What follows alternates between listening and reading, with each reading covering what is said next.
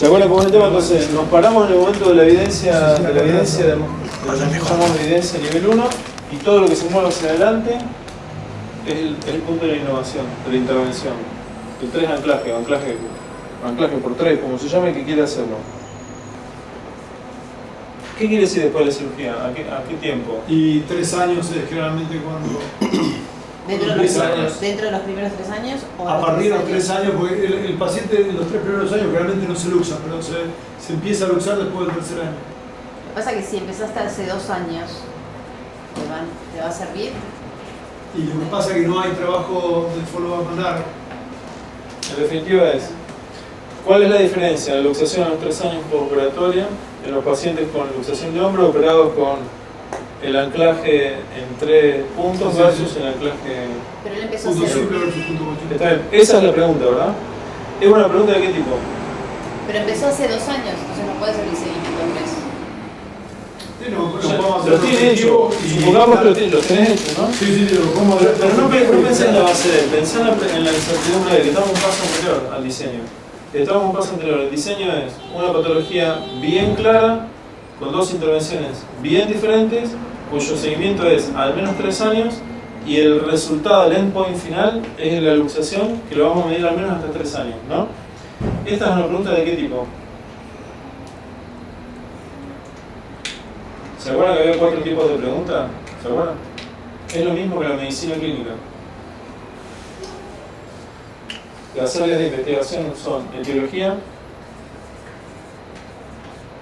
que también es llamado daño. ¿Qué otro? Diagnóstico, Terapéutico, terapia y pronóstico. Etiología, diagnóstico, terapia y pronóstico es lo mismo que la medicina interna. En definitiva, trasladar esto a un estudio de investigación es investigación clínica. Bueno, esta pregunta que tiene estos 4 componentes, ¿de cuál les parece que es? Podría ser una pregunta formulada en términos de pronóstico si lo vemos de qué manera. el resultado. Pero acá es terapéutico, estamos comparando 2 técnicas, comparando dos métodos quirúrgicos. Está bien. Nos da la sensación, debido a que está siguiendo una evolución posterior a una intervención médica, comparada con otro grupo control, que es más de una intervención, que en general en términos de intervención son terapéuticos, en general. Puede ser terapéuticos o preventivos, ¿no es cierto? O sea que da la sensación de que es un estudio más de terapia que de pronóstico. Pero ¿cómo la misma pregunta podría ser formulada en términos de pronóstico? Porque ¿Cuál es la probabilidad de luxación a 3 años en anclaje de 3? Bueno, y en el caso, perfecto, vos decís cuál es la probabilidad de luxación. En general, uno como médico trata de relacionar el outcome, el resultado de luxación, con... El previo, que es el anclaje por ¿Con qué? ¿Cómo se llama en términos metodológicos? Lo hablamos hasta el cansancio. El tratamiento. No, si fuese así, sería de terapia, ¿no? Con la mejor evidencia hasta el momento. No, No, con el... vos, es tu paper. Factores de riesgo, factores pronósticos, ¿se acuerdan de eso? El factor de riesgo, el factor pronóstico, la terapia de intervención son 3 variables independientes contra las que voy a comparar un resultado alejado. Entonces tengo variables independientes, porque la verdad que ellas no cambian, son estructurales al paciente, sean porque son parte de su entidad nosológica y la describen como tal, o sea porque el médico intervino de alguna manera, pero eso no va a cambiar.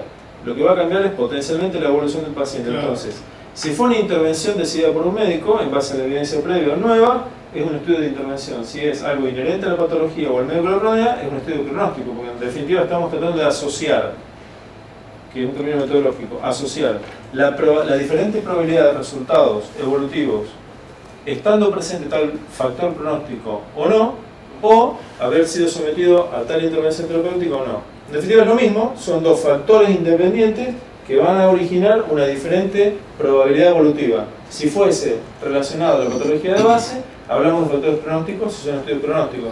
Si es relacionado a la indicación terapéutica del médico, son estudios de terapia. ¿Se acuerdan de esto? Lo habíamos determinado así. ¿Cuál es la diferencia de factor pronóstico y factor de riesgo?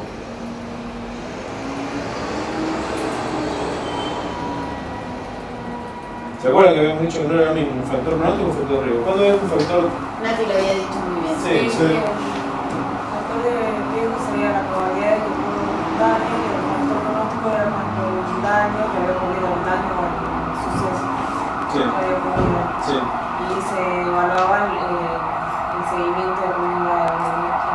Perfecto. En definitiva, el factor de riesgo, ¿se acuerdan que se asocia a la ocurrencia del evento? Evento es entidad nosológica. El factor pronóstico es, una vez ocurrido la entidad nosológica, la probabilidad la diferente probabilidad de un resultado alejado, ¿verdad? Muchas veces el factor de riesgo, cuando la enfermedad ocurre, se transforma en un factor pronóstico también. Y muchas veces el factor de riesgo, después que ocurre la enfermedad, ya no son más factores pronósticos. Les di el caso del fumador, que el fumador, el tabaquismo, es un factor de riesgo para la enfermedad, para el cáncer de pulmón, pero una vez que el paciente tiene cáncer de pulmón, que siga no fumando, no cambia la evolución del cáncer, sí la probabilidad de muerte por causas de tabaquismo. ¿De acuerdo? Entonces, no necesariamente todos los factores de riesgo se transforman en factores pronósticos. Bueno, entonces digamos que para el estudio de Gonzalo y de Carlos, es probable que podamos al menos formular dos tipos de diseño. Uno de que nos interesa evaluar la terapia que Gonzalo y Carlos, las diferentes indicaciones terapéuticas y la diferente probabilidad evolutiva de otro resultado clínico, y el otro es que nos interese evaluar en este grupo de pacientes qué fue lo que determinó, en diferencia en términos probabilísticos, qué fue lo que determinó que algunos pacientes se cruzaron y otros no. ¿Verdad? Sí. O sea que en definitiva, en ambos approach intentamos evaluar la asociación entre variables predictivas de riesgo o de intervención y los resultados clínicos alejados. Supongamos que empezamos con la primera, que es la más complicada, la de terapia. Más complicada digo porque recuerden que los estudios de terapia en general conllevan más controles regulatorios, riesgos bioéticos, son más difíciles de diseñar, son mucho más rigurosos que los estudios de pronóstico. ¿Cómo haríamos un estudio de terapia en este caso? ¿Cuál sería el diseño más riguroso que uno puede plantear como clínico para evaluar la diferencia de resultados en términos de eficacia en un estudio de investigación? ¿Cuál sería el diseño más Grupo, un grupo control y otro grupo... Te deja en papel eso.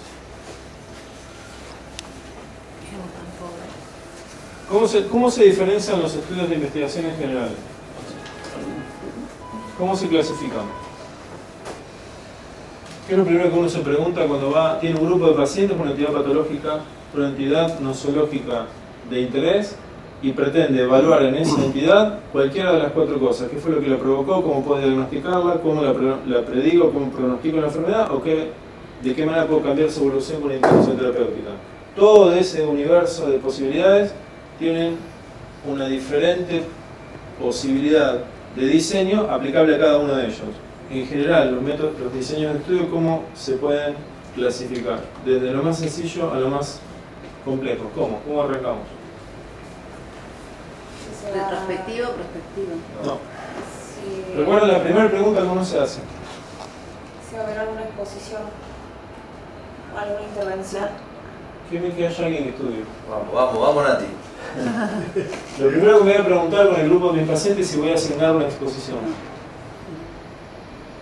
Fíjense por favor que yo no estoy diciendo si voy a prescribir una intervención, porque eso sería hablar en términos médicos. En términos metodológicos digo si voy a asignar, que es diferente a prescribir, y hablo de exposición y no hablo de intervención, porque la verdad es que de la evolución natural de los pacientes uno puede hacer mucho externamente en términos experimentales para intervenir. Puede indicar una terapia, pero también puede indicar un método diagnóstico, puede indicar un método de relax, puede indicar una bebida, puede indicar una medida de prevención. Entonces son muchas posibilidades de exposición, no necesariamente son todas terapéuticas. En definitiva, la primera pregunta que me hago, fíjense que están todas formuladas en términos de preguntas, es si voy a exponer a los pacientes a algo habitual o no. Carlos decía que sí, de hecho la pregunta de él parecía ser de terapia. Entonces, cuando estamos hablando de que a los pacientes voy a hacerle algo en términos de investigación, eso es un experimento en humanos y no tiene otro nombre, es un estudio experimental. Todos los estudios de investigación donde uno está exponiendo a los pacientes a algo que es externo a la práctica médica habitual es un estudio experimental. La siguiente pregunta de los estudios experimentales es si la asignación a la que voy a someter a los pacientes se va a definir en términos aleatorios o no. Nuevamente, acá la palabra asignación, recuerden que se diferencia absolutamente de la palabra prescripción. ¿Se acuerdan de esto? Cuando uno trabaja como médico asistencial, no asigna, prescribe, tiene la voluntad, la decisión de que el paciente vaya a ser expuesto a una exposición determinada. En cambio, en términos de investigación, esa prescripción no puede suceder así, porque yo estoy investigando algo de lo que tengo alguna duda evolutiva si no estoy investigando. Por lo tanto, no prescribo, asigno. Por eso es que la asignación siempre es experimental y la prescripción siempre es en el acto médico. Ahí probablemente donde se separan mayormente el médico que trabaja como investigador del médico que trabaja como médico asistencial. Por detrás del acto de prescribir o de asignar hay una seguridad de no maleficencia y una gran probabilidad de beneficencia en términos bioéticos del médico y una muy escasa, una duda bastante fundada de beneficencia, una duda muy fundada de beneficencia y un cierto margen de no maleficencia en el que trabaja como investigador. Uno al sujeto de investigación no le puede decir lo voy a beneficiar probablemente con lo que estoy haciendo porque yo no estoy investigando. Lo estaría haciendo, o sea que hay una duda fundada sobre lo que yo asigno. Si esta asignación es aleatoria, ¿se acuerdan qué significa aleatoria? En la charla de hoy le vamos a exponer un poco más, pero lo podemos dar en Al ahora. azar. Bien, ¿pero qué significa? Un poco más que lo que... Que se elige. Explicame un poco más. Si yo fuera un paciente, ¿qué quiere decir al azar, doctora? ¿No sabe lo que va a hacer conmigo? Que en realidad lo que vos querés probar, la elección de, digamos, en qué pacientes lo vas a hacer es Primero, recordar que no hablamos de pacientes, hablamos de sujetos de investigación. bueno, sujetos de investigación. No está dirigido. Uno no elige a qué pacientes sí y a qué pacientes no. Vos elegís los pacientes, de hecho los identificás, los seleccionás y los reclutás. Bueno, Eso es sistemático en la investigación. ¿Qué es lo que no hacés con el paciente? Yo soy el sujeto. No elegís- Le asignás la terapéutica. Le asignás No la elegís exposición. si le vas a hacer una u otra. Exactamente. No es una elección No está dirigida, sistematizada objetiva. La dirección de la rama terapéutica es aleatoria, es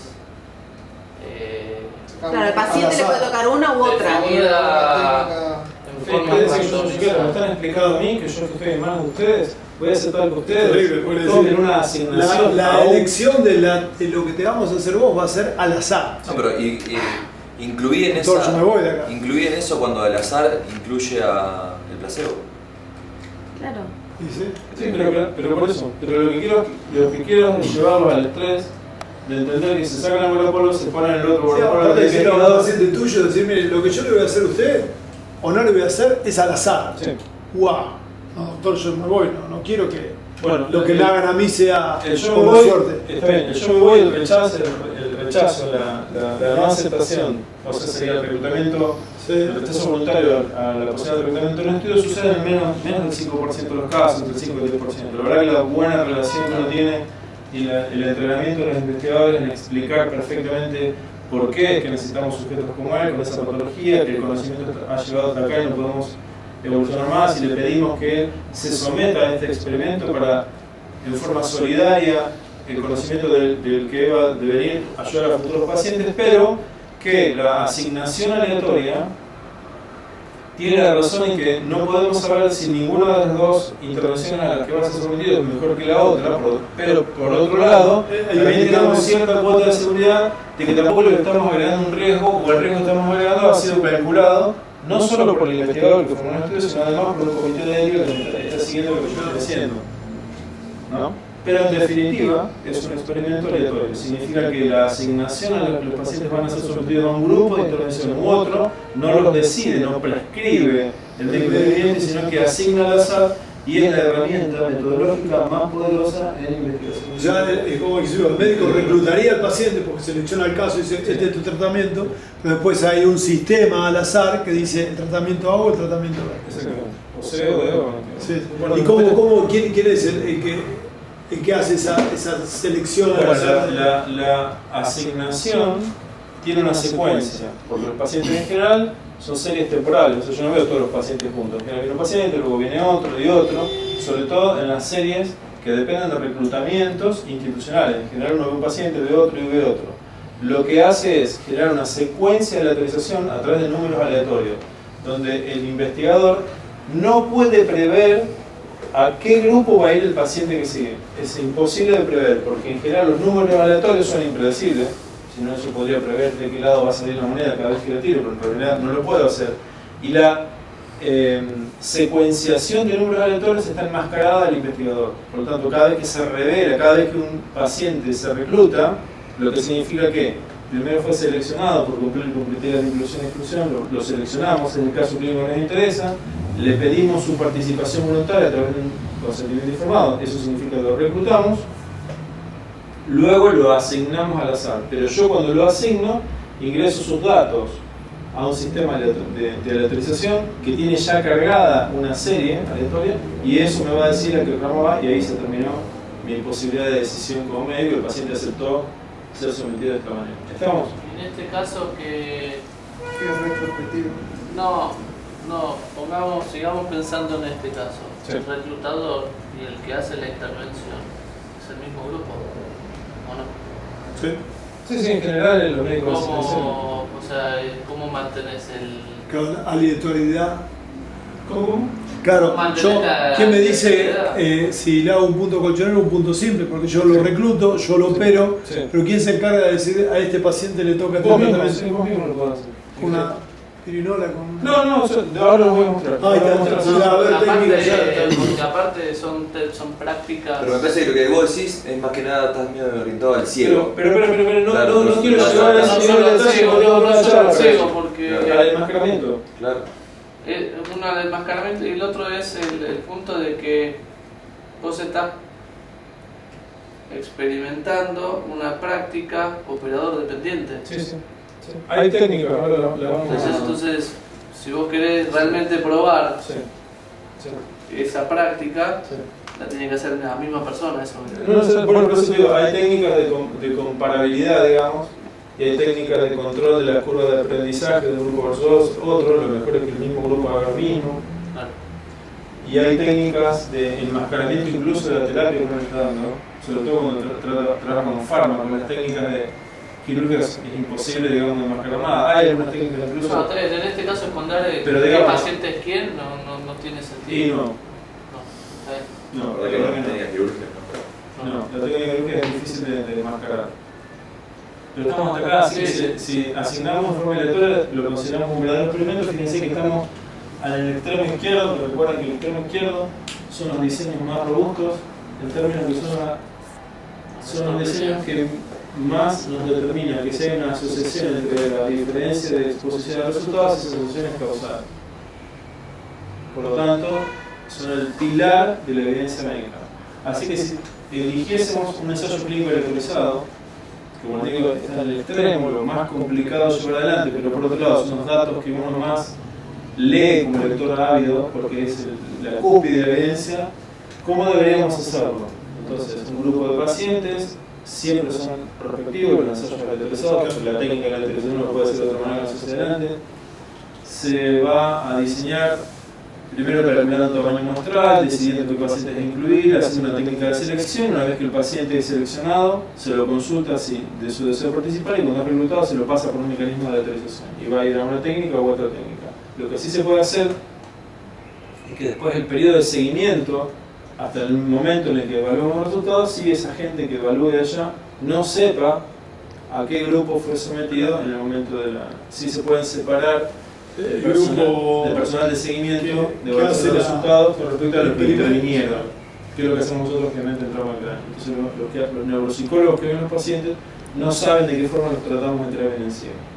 Entonces ahí se evita un poquito el sesgo de medición de resultados, ¿no? Bueno, esa sería una manera. Que el Instituto de Gonzalo, digamos, todos los pacientes que vayan llegando y se sume a otro instituto, porque en general esos estudios, los tamaños muestrales en general son decenas o centenas de pacientes, entonces es difícil que un solo centro trabaje, si es una red de instituciones similares. Pero yo te digo, estamos hablando de lo más complicado de ahí. ¿Se acuerdan que había una forma de asignar en forma no aleatorizada? ¿Se acuerdan que les comenté un ejemplo? Son los cuasi experimentos. Si yo asigno en forma no aleatorizada, es más, les conté varios ejemplos clínicos, algunos de los cuales los ha diseñado mi grupo. ¿En qué caso podríamos lograr dos grupos muy comparables, pero no en forma aleatorizada?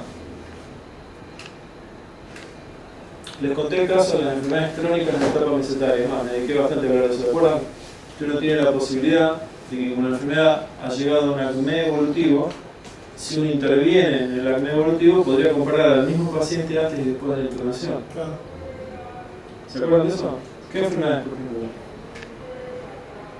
Les conté una intervención muy novedosa, que de hecho salió ahora hace un poquito de pacientes que en traumatología, que no tienen posibilidad evolutiva, y se los han intervenido con la resección de la mucosa nasal a nivel de la médula abdominal, en secciones traumáticas. ¿Se acuerdan? Bueno, entonces en ese caso, ¿por qué?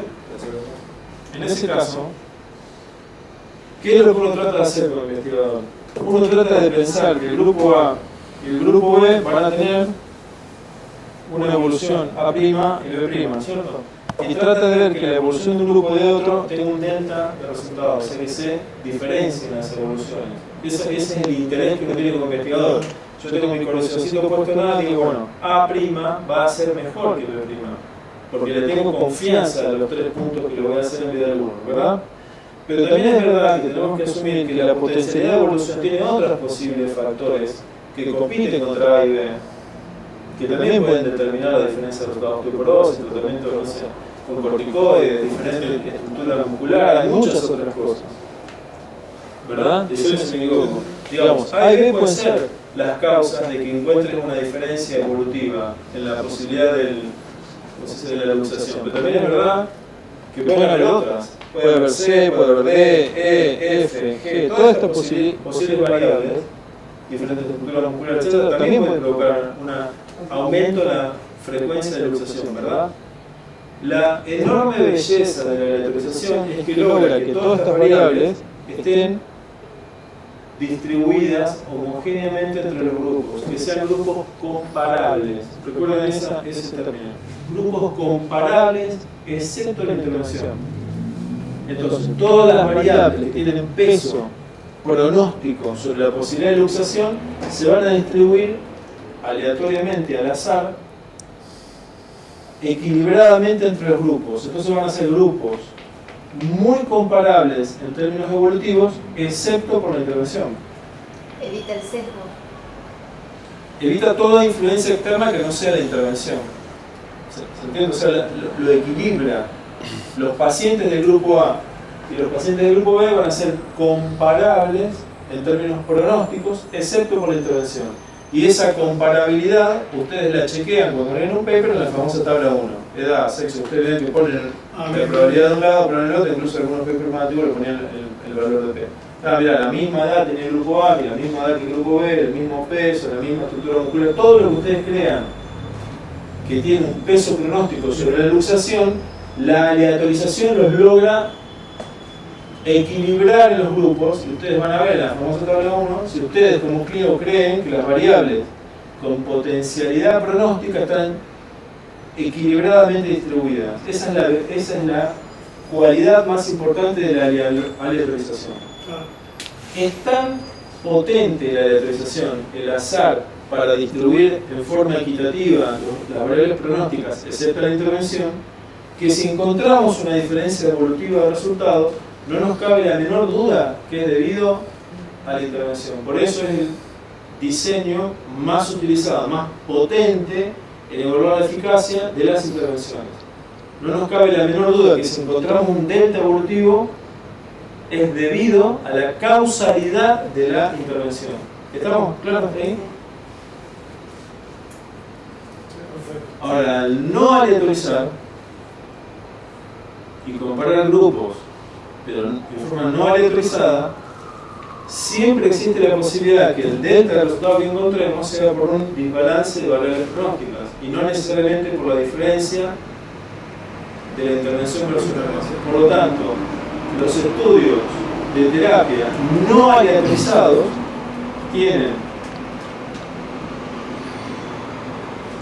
una rigurosidad metodológica menor a los estudios de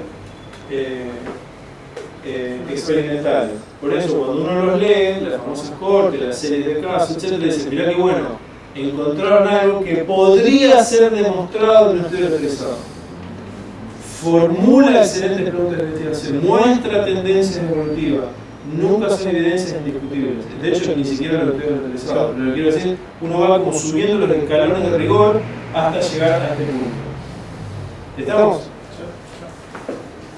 ¿Le gusta acá? Entonces, en la cúspide acá estaremos con casos prospectivos, con estudios prospectivos de intervención que ponen un grupo contra el otro. Hay manera de hacerlo en forma no aleatorizada, o sea que yo prescriba a un lado, o sea que yo prescriba la asignación en términos médicos, no asigne al azar. La verdad que es un estudio de un poco rigor, como no es una enfermedad tan común. es una enfermedad común, se da mucho en cantidad de pacientes. No como la hipertensión o como... Bueno, ese es un punto crítico, porque si la enfermedad no es muy común, los estudios clínicos aleatorizados son difíciles de llevar adelante. Es que ya se buscan otros diseños más. Por ejemplo, una lesión de ligamento cruzado es mucho más común que una inestabilidad. Por eso, entonces, ¿se acuerdan que un viernes dedicamos solamente a investigar sobre bases de datos? Si el Instituto Electoral Gonzalo durante mucho tiempo hizo un tipo de cirugía y después cambió porque innovó, a pesar de no estar probado, innovó, está haciendo otro tipo de cirugía, tenemos una excelente oportunidad. Está dado yo. Bueno, ¿y ese estudio cómo sería? Bueno, Porque es un estudio retrospectivo en donde no fue aleatorizado. Es un ensayo clínico no aleatorizado. Lo que Gonzalo está, En ese lo que caso, está sucediendo es que un grupo de pacientes, digamos de decenas de pacientes, descriptivo de reporte de serie de casos.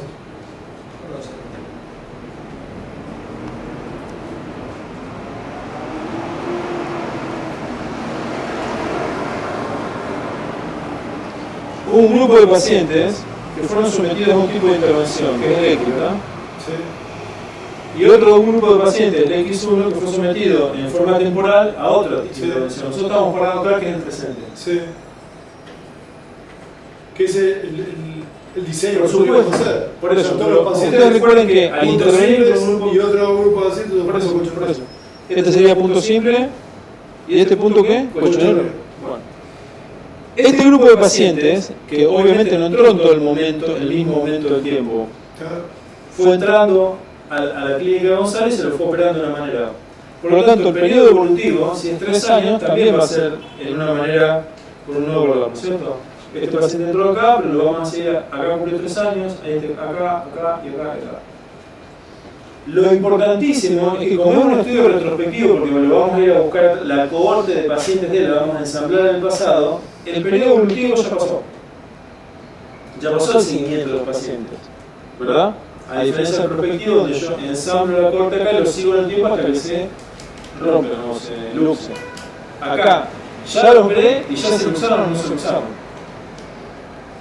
Dígame si me equivoco. Entonces, la cohorte retrospectiva hace que los pacientes X se hayan luxado o no se hayan luxado ya en el pasado. Por lo tanto, es una cohorte retrospectiva que la voy a comparar con otra cohorte no simultánea, pero que también ya se operó en el pasado y también ya pasaron 3 años. Entonces, es un estudio de cohortes retrospectivas donde ensamblo los dos grupos en el pasado y ya lo seguí, ya pasó el periodo de seguimiento. Entonces, sencillamente, recuerdan las tablas de contingencia. Una sencilla tabla de 2×2 me va a decir si existe una fuerza de asociación, un cambio de probabilidades entre haberlo operado de manera y no y la probabilidad de luxarse. ¿Cómo es esto? ¿Se acuerdan antes? La tabla de 2×2, ¿se acuerdan? La tabla de contingencia. ¿Qué ponemos arriba? El outcome, el resultado. Claro. ¿Y qué ponemos acá? Tratamiento. La intervención en este caso, ¿cierto? La terapia. Simple colchonero. Como la nueva intervención en el colchonero, este es el colchonero y este sería el Atlético de Madrid. ¿Eh? Atlético de Madrid. El colchonero. Estos se luxaron Eso de tu vida. y estos no se luxaron. Muy española. ¿Qué es A? A vendría a ser colchonero, digo, simple, luxado. No, acá es colchonero. Acá está la intervención. Colchonero. Colchonero luxado, colchonero luxado, siempre luxado. ¿Por qué la siempre intervención le luxado. pongo acá el colchonero no abajo? Podría ser lo mismo, ¿cierto? Pero Sí, ¿por qué? ¿por qué? Pues suponemos que es mejor. Porque la intervención para nosotros contra el grupo Acá, control es lo nuevo. la lo innovación novedoso. es. Bueno, el grupo A son los pacientes que fallaron con el colchonero, Exactamente. ¿verdad? Sí. El grupo B, Los pacientes que no el fallaron éxito con con colchonero. el colchonero. El C, Los que fallaron con simple y el de los que tuvieron éxito con los. está bien. Y A, B, C, D es la serie de Gonzalo Sí. y Carlos. ¿Cuál es la prevalencia de luxación? Una cirugía. No, decime en las letras. A más C. Claro. Ah, claro. Exactamente. O sea que si yo hago A más B más C más D,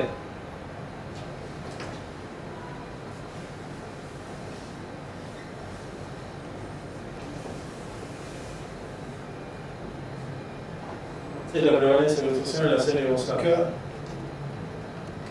Y después si comparo la prevalencia de luxación solamente en los colchoneros versus la prevalencia de luxación solamente en nosotros, voy a sacar la diferencia de riesgo de luxación con una terapia y la otra.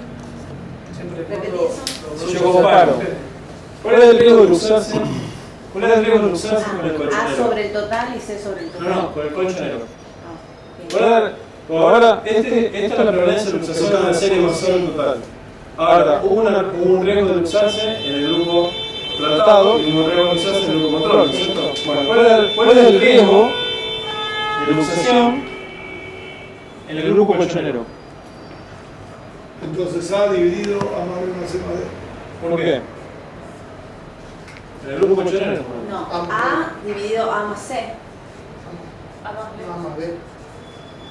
¿Verdad? A más A. Claro. Claro. A más B A es el grupo más colchonero. B. Sí. Entonces el riesgo absoluto de luxación en el grupo colchonero es A sobre más B. Y C. ¿Está bien? Es toda la serie operada con la técnica colchonera versus el hecho. Los que luxaron con la técnica colchonera versus todos los que fueron operados de esa manera, ¿verdad? Exactamente. Ahora, ¿cuál es el riesgo absoluto, que se llama así, de luxarse con el simple? Es C dividido C más D. ¿Estamos? Entonces este es lo que se llama riesgo absoluto de luxación en el grupo colchonero y el riesgo absoluto de luxación en el grupo simple. Y el de abajo a la derecha que vendría a ser. Si divido los dos riesgos, total. si divido los dos riesgos, es el riesgo relativo, que es la probabilidad de luxarse habiendo sido operado con la nueva intervención versus habiendo sido operado en la intervención anterior. ¿Está? Así ¿Cómo es. relacionás eso? ¿Cómo lo...? Y el riesgo, esto es un riesgo absoluto, ¿no es cierto? Sí. El riesgo absoluto versus otro riesgo absoluto, y este sería el colchonero y este sería el simple. Esto es el riesgo relativo. ¿Y la reducción relativa del riesgo?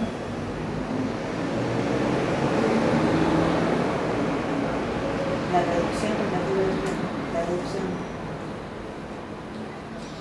Y eso sobre el total de pacientes. Esto menos un 100%. Entonces voy a saber cuánto le saqué de riesgo habiéndolo operado por... No importa, esto lo vamos a ver. Quería ver si lo podían... Estos riesgos creo que lo va a dar ahora. Porque dijimos que para partirlo porque va a ser mucho. Bueno, no importa, pero después lo que les quiero decir con este sencillo Todo tabla de esto dos es por dos, válido si el grupo de los puntos son comparables. ¿No? Partimos, yo lo dejé pasar, ¿no? Pero digamos, los grupos de los que operaron con un punto con el otro tienen que ser comparables, si no, Claro, aunque no hayan sido aleatorizados, digamos. claro. Si vos en la muestra tenés 150 operados en 30 años y del otro lado tenés 150 pero tienen 70 años, Sí. los grupos, Cambio de especialidad. ¿no? ¿Cómo es la pregunta? Claro, Si tiene que vos si vos no estás haciendo un ensayo clínico, es retrospectivo, todo, Sí. esos dos grupos que vos estás tratando de comparar de un punto contra el otro tienen que ser comparables.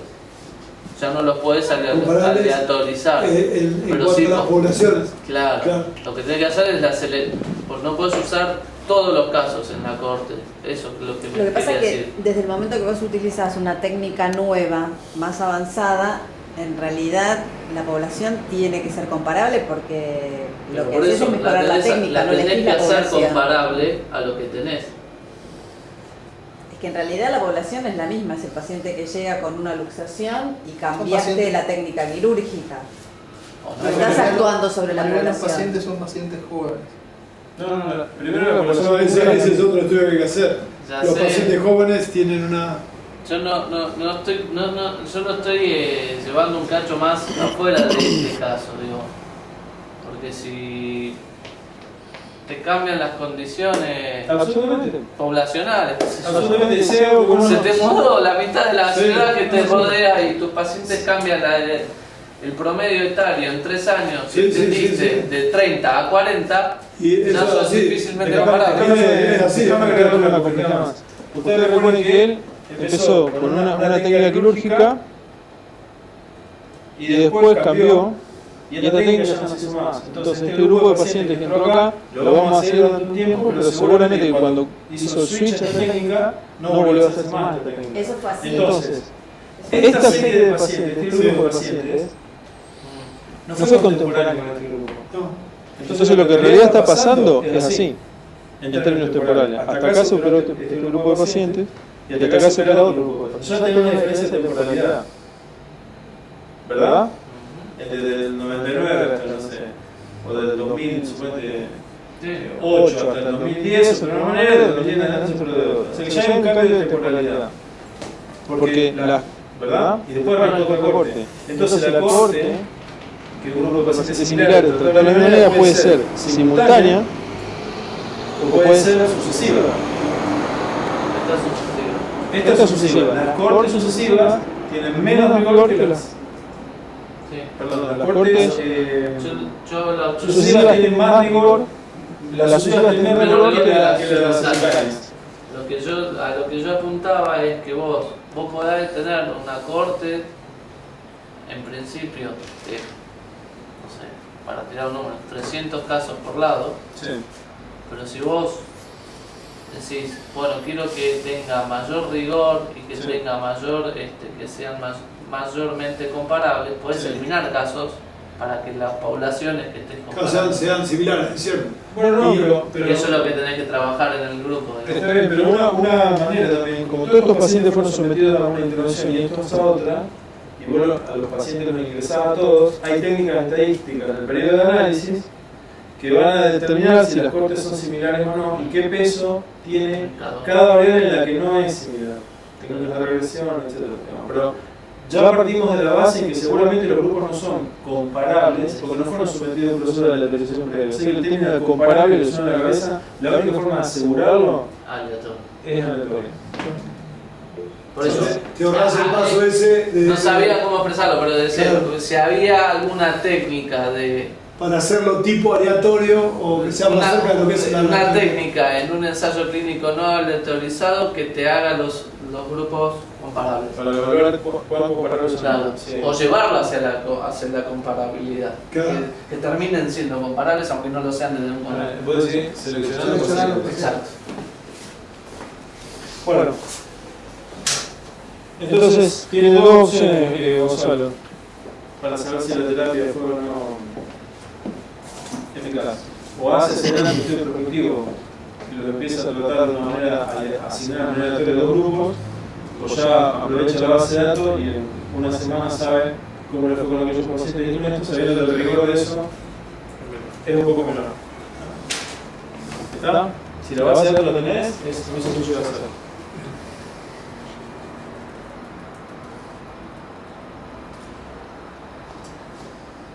un estudio que estábamos hablando hoy, se puede hacer tranquilamente, que es una pregunta que lo podemos discutir. La lesión de Hill-Sachs. ¿Qué discutir qué? No, discutir ahora a ver qué haríamos. La lesión de Hill Sachs, sí. Pero entonces, para este punto, tenés dos opciones. Empezar con el análisis de tu base de datos, que es muy rápido, sencillo, tiene una metodología atrás, hay que definir las variables, definir el caso que vas a estudiar, durante cuánto periodo de tiempo, mínimamente mano te va a mostrar y hacer un análisis del resultado. Y si incluso después de esto sigue quedando la incertidumbre, lo mejor, digamos científicamente, es proponer un estudio realizado. En general, las nuevas técnicas quirúrgicas van avanzando tan rápido que es raro que los estudios se aleatoricen ante terapias innovadoras. No, porque ya cambió. Cuando se hace la nueva técnica es porque eso se tiene un supone aspecto que bueno y un aspecto malo. El aspecto malo de esa forma de ingresar terapias innovadoras a la práctica médica es que no alcanza la evolución del conocimiento y lograr evidencia para fundamentar el cambio que ya se hizo. ¿Y qué te lleva, qué te presiona a que vos cambies la técnica y la sigas aunque no tenga evidencia? Y que se supone que es mejor, porque biomecánicamente es mejor. Hay estudios biomecánicos que dicen que es mejor. Es todo un capítulo. Sí. ¿Sabes con qué se va? Claro, por eso, vos tenés que decir, che. ¿Sabes cuál es el caso de la reparación del manguito rotador en doble hilera, con puntos doble hilera vinculados a lo que se llama el suture bridge, en donde vos, el manguito rotador, sientes el footprint, la zona de inserción, en vez de ponerle un solo anclaje, le pones unos anclajes mediales y otros anclajes laterales, y la sutura de los anclajes mediales la agarrás en los anclajes laterales y haces lo que se llama el suture bridge. Biomecánicamente es superior, pero los estudios clínicos no dicen todavía que es contundentemente No se superior. refleja en la evolución. Pero ya todo el mundo lo hace porque la biología dice, el estudio biomecánico dice que es mejor. Entonces ya se empezó a hacer y ya llevan por ahí casi 10 años, pero los estudios clínicos no dicen que sean mejor realmente. Bueno, por eso, las escuelas más puristas de evidencia en medicina promulgan que no debería incorporarse en una práctica asistencial si no fue probado primero en un experimento médico. Esto es como un dogma. Claro, En la práctica médica después vemos que ingresa la tecnología de diagnóstico. También la industria tiene mucho que ver con eso, porque la industria ortopédica son dos anclajes, nueva tecnología, todo, hay investigación, entonces también te dicen, mirá, las cosas son así, cambia, que biomecánicamente es mejor, no quiere decir que sea clínicamente mejor. Bueno, por eso, esa arrolladora evolución de la tecnología y la incorporación de la tecnología Son capaces de retirarte el arpón, de hacer Seguro. un punto y te quedas. Sin haber evidencia. Claro, digamos, Pero no lo hacemos más. No se Tenés que sabe. poner el punto tres no porque es no. ético tampoco. Y es bacano. Que vos, digamos, que se instale una técnica que no tiene demostrado que realmente mejora la hay paciente. muchos ejemplos de medicina que se han incorporado nuevas tecnologías que Mucha no comida se cambia. Y no tiene evidencia de clínica de que es así. Por ejemplo, mirá lo que pensábamos hoy que estábamos operando, o vimos en el consultorio, un paciente, y generalmente la lesión de Hill-Sachs, la lesión de Hill-Sachs es la muesca que se le hace en la glena cuando vos tenés una luxación, ¿no? El paciente, esta es la glena, esta es la cabeza del húmero, cuando se luxa, la glena genera en la parte posterior de la cabeza del húmero una lesión. Que esa lesión, dependiendo de la localización, está muy estudiado del tamaño, un poco, tiene determinadas consecuencias. Ahora bien, el tamaño de la luxación, ¿de qué depende? ¿Del tiempo de cada una de las luxaciones o del número de luxaciones que ha tenido? Vimos un paciente que con un episodio de luxación tenía una lesión de Hill-Sachs enorme.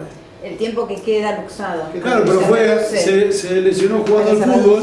Después de jugar al fútbol fue al hospital, como tenía OD, el hospital de que ganó. Fue a la clínica, como no había comido, se tuvo que tragar el ayuno y un par de horas para hacerse la Con el luxación. hombro luxado.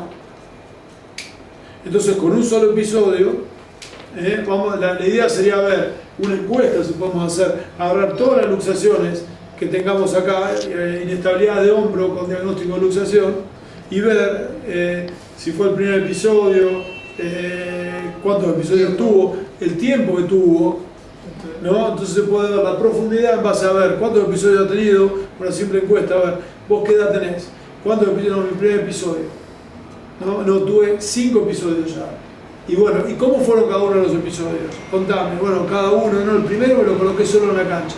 El segundo, en mi casa, mi hermano. Y el tercero tuve que ir a la clínica porque no me entraba.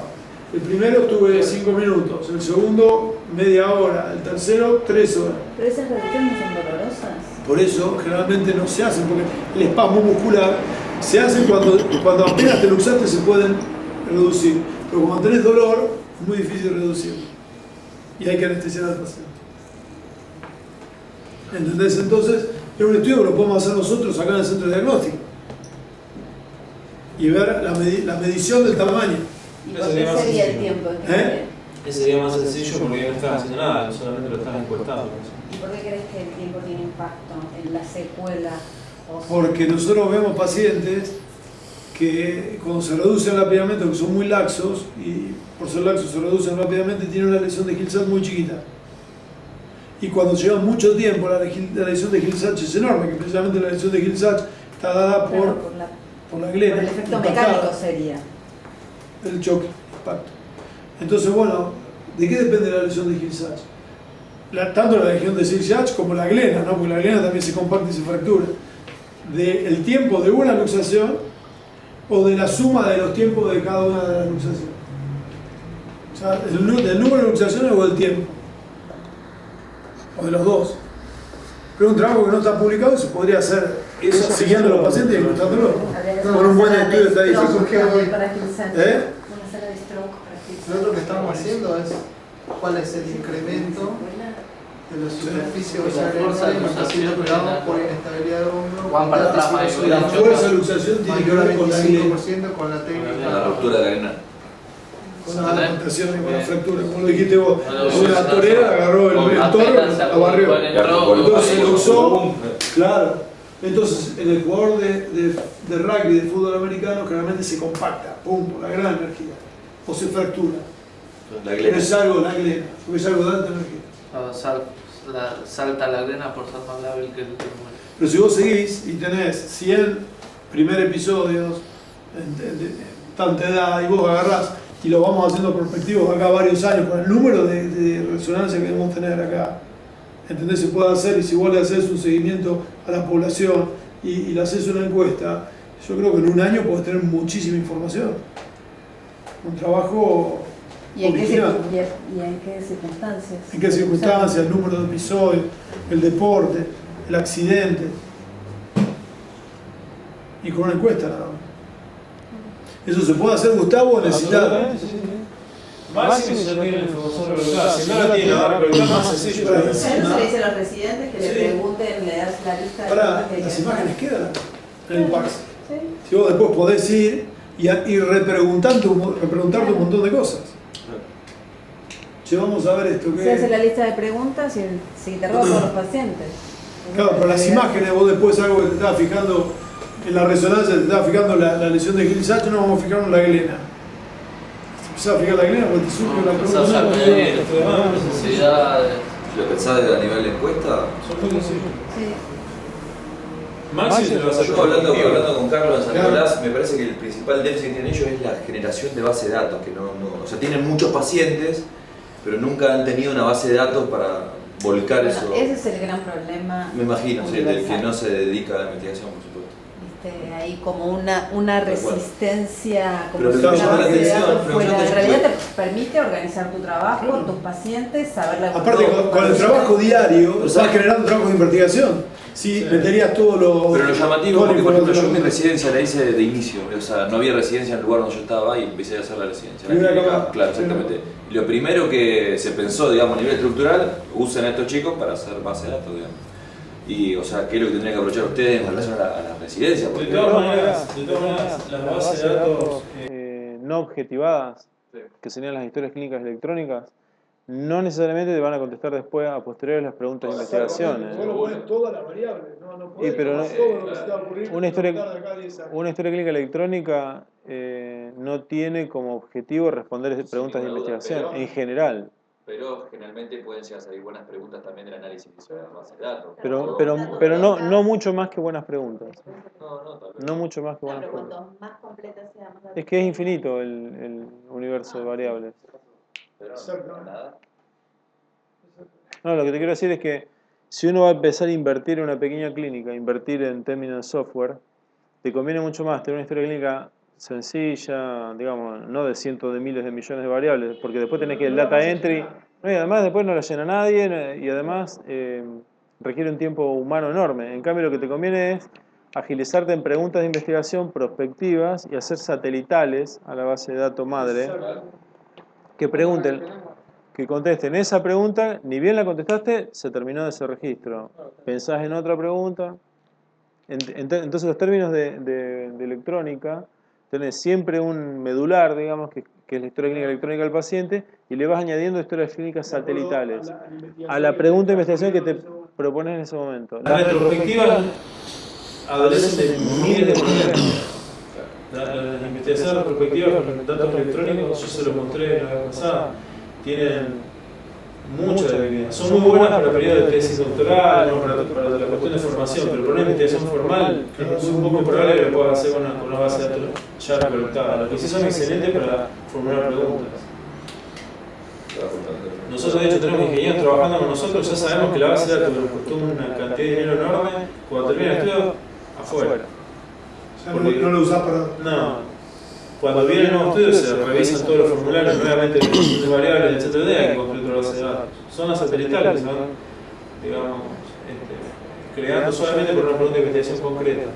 Por eso digo, no gasten mucho dinero en una base de datos porque no te vas a porque no tiene hacer sentido. todas las preguntas. Mañana se te ocurre que no, que tendrías que ver qué hiciste. La variable no la recolectaste, ¿qué hiciste? Entonces, lo bueno es tener un registro de pacientes con la mayor cantidad de información posible, pero llenable, como historia clínica electrónica, y ir formulando preguntas continuamente. Y ahí sí tener bases de datos satelitales más baratas, con periodos de tiempo más cortos, para que una pregunta de investigación bien formulada y puntual. Una vez que terminaste eso, cerrás esa base de datos. Esa es la manera en general que nos movemos. Si no es insostenible, gastás más dinero en software y en horas de personas que en la producción científica real. ¿Vos hacés diagnóstico por imagen? Sí. Entonces, ¿Vos estás en la ciencia? ¿Y hay algún área de interés en particular? Sí. Incluso con la doctora Díaz también haciendo la parte de... ¿Vos también? Sí. Haciendo resonancia de pelvis de alta resolución Sí, en el cáncer de recto.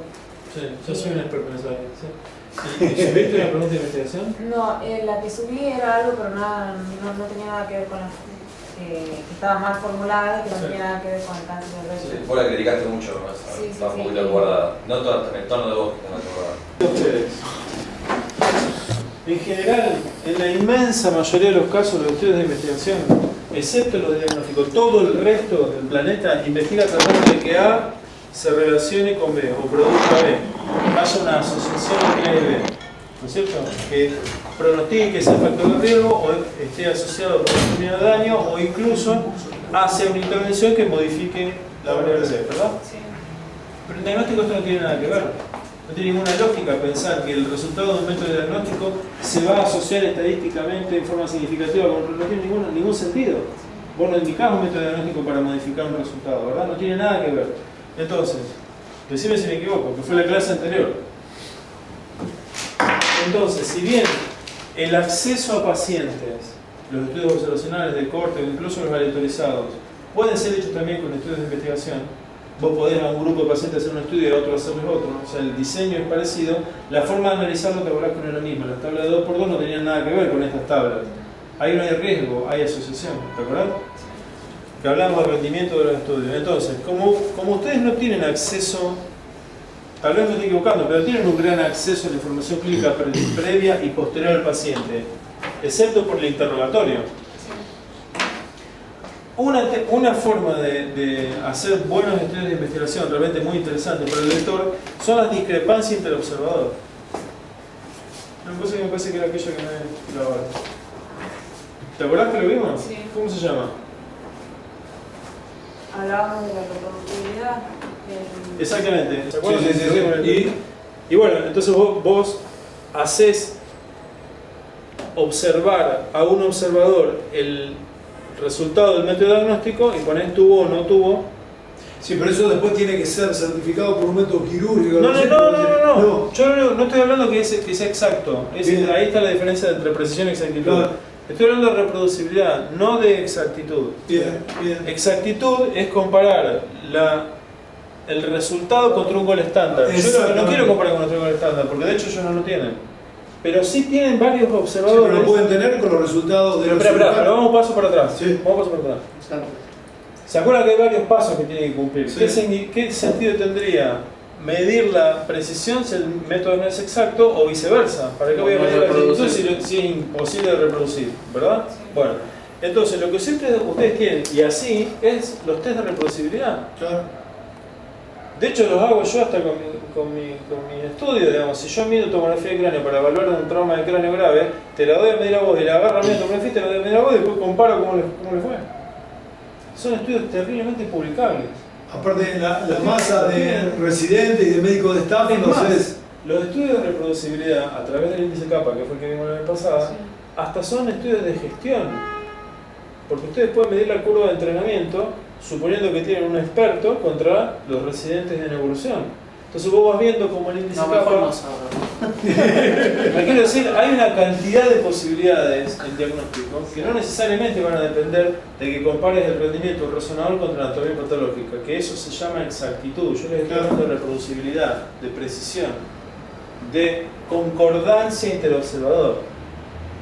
Es más, una posibilidad de formación, de formular un mecanismo de control de calidad de los formandos es que ustedes deberían tener una curva de aprendizaje evaluada con el índice kappa que vaya mejorando con el paso de los años.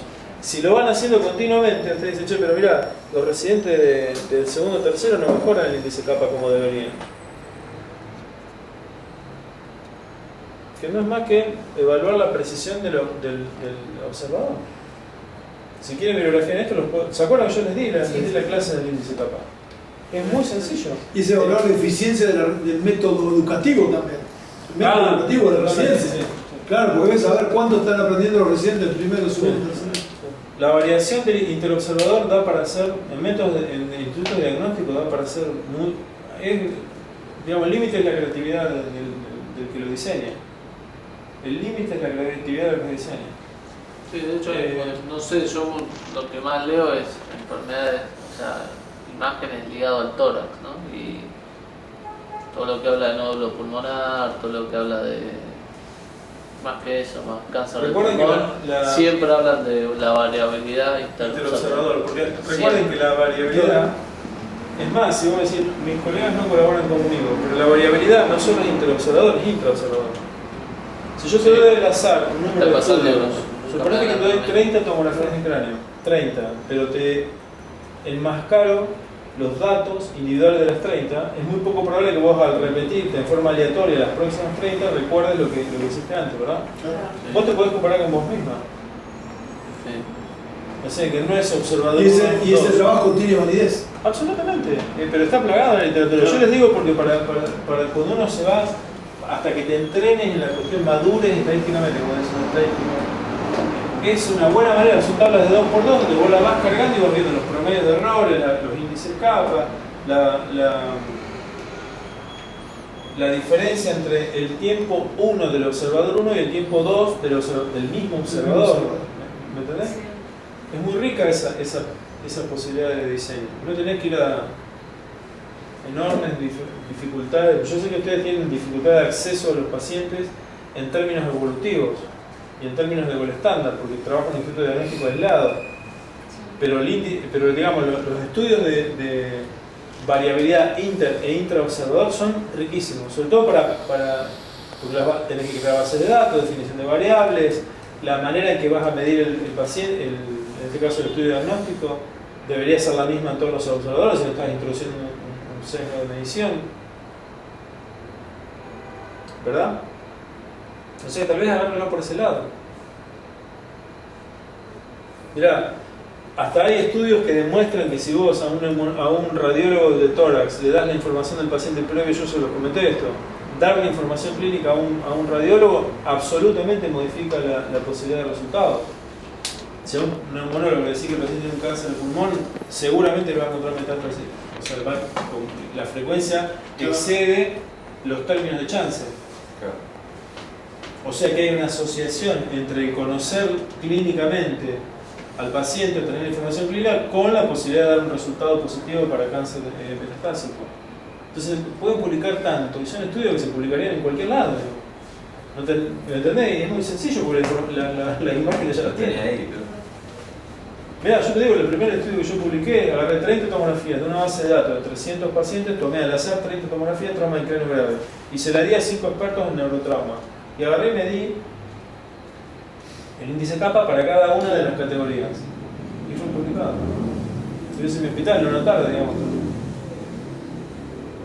¿Me entendés? Y lo que yo quiero es que ustedes se entrenen en la terminología, que precisión no es lo mismo que exactitud, que gol estándar no es lo mismo que diferencia interobservador, que hay variables que pueden influir en la posibilidad de dar un diagnóstico o no darlo, que no solamente depende del entrenamiento, si le das la información clínica y no se la das. Entonces quisiera que jueguen con las variables, que carguen su base de datos, analicen el índice kappa, le di las calculadoras online, o sea que no tienen que tener gran...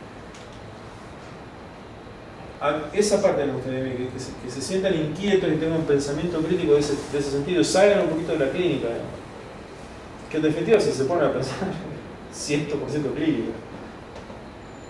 Yo creo que el clínico que tiene esta visión es mucho mejor clínico que el que no la tiene. Si yo te hablo a vos ahora, la semana pasada me llamaron para escuchar una charla de tromboelastografía, una nueva tecnología médica que se incorpora para medir la capacidad de formar un coágulo de la sangre y se usa en las salas de emergencia para saber si tiene que ser o no reemplazado con plaqueta. Aparentemente logra reducir de forma importante la necesidad de transfusión, y si el paciente tiene una tromboelastografía positiva, uno sería más conservador, y si se ve alterado y está sangrando, lo debería transfundir. Ahora, si es normal y sigue sangrando, debería entrar a operar porque hay un vaso roto. Bueno, el speaker, que es un experto en el área, informa un BPN, un valor predictivo negativo de la tromboelastografía, muy importante. Yo me puede decir el cuánto, 70%. ¿Qué significa eso? ¿El valor predictivo negativo? El valor predictivo negativo del tromboelastograma es del 70%. Lo informan como un excelente método nuevo que vale $40.000, por supuesto, en comprar el aparato y para ponerlo en unas salas de trauma. ¿Qué significa? Yo te digo que te voy a dar el resultado de positivo y negativo, y que vos en base a eso o lo transfundís o lo mandás a cirugía de urgencia. Porque el paciente o sangra por una coagulopatía y hay que corregir su coagulación, o está bien el factor hemostático y hay que operarlo. Estamos hablando de emergencia, ¿no? Que no es lo mismo que uno va a tomar tiempo. Y es un valor predictivo positivo muy bajo. El valor predictivo negativo del 70%. Negativo. ¿Qué significa? Quiere decir que todos los pacientes que esa prueba me dé negativa realmente, o sea, por lo que entiendo, Sí. no tendrían el trastorno en la coagulación, entonces podrían entrar a operarlo. Por eso, ¿pero qué porcentaje? Un BPN, ¿se acuerdan? Lo vimos en detalle esto. Si lo revisan lo van a entender. Un valor predictivo negativo del 70%. Significa que, que no lo tienen, que dé negativo, o sea que no encuentren una coagulopatía y que realmente no la tengan, concuerdan el 70%. O sea que 3 de cada 10 pacientes están mandando a operar innecesariamente. Claro. ¿Verdad? Sí. 3 de cada 10. Yo la verdad que no puedo entender cómo pueden decir que esto es excelente. Claro. No es un buen método. Bueno, depende con qué lo comparás también. Si vos no tuvieras ese Y método. cuando la pregunta claro, que bueno, se- esa es la la pregunta. pregunta que se que le digo, ¿con qué lo comparan? Porque recuerden que los valores predictivos negativos, positivos, la sensibilidad, especificidad y los Va valores contra un predictivos estándar. se comparan con el estándar. ¿Cuál es el estándar de la tromboelastografía? Es la percepción del cirujano cuando entra. ¿La qué? La percepción del cirujano. Ah, Entonces lo operan, para cómo la cirugía depende del tromboelastograma, y el cirujano dice, no había un vaso sangrante, o sí había. Por eso cuando van a revisar los estudios, que había o no había vaso sangrante, también fue en recirugías. Si lo operaron una vez y el paciente sangra y lo vuelven a operar, ¿qué va a decir el cirujano? Claro. No, era un problema de... Imagínate el sesgo que tiene eso. no, es imposible. Entonces, conocer un poquitito, no digo pero un poquitito de esto, Para que no te vean hace como poder que- discutir a cualquiera. Yo qué sé de lo que es un molestograma, digamos, ni entienden ni de qué se trata. Pero sí la metodología. Pero cuando te dicen, te informan el rendimiento diagnóstico de un nuevo método que se incorpora al mercado, vos podés calcular ya que 3 de 10 pacientes están siendo operados de forma innecesaria y que el estudio de que informan esto se comparó contra un gol estándar, que es la percepción del cirujano que debió entrar a cirugía por lo que le decía el método. ¿Me entienden? Entonces, lo que quiero incorporar es el pensamiento crítico de dónde viene esta información, que es el curso de lectura crítica. ¿Está?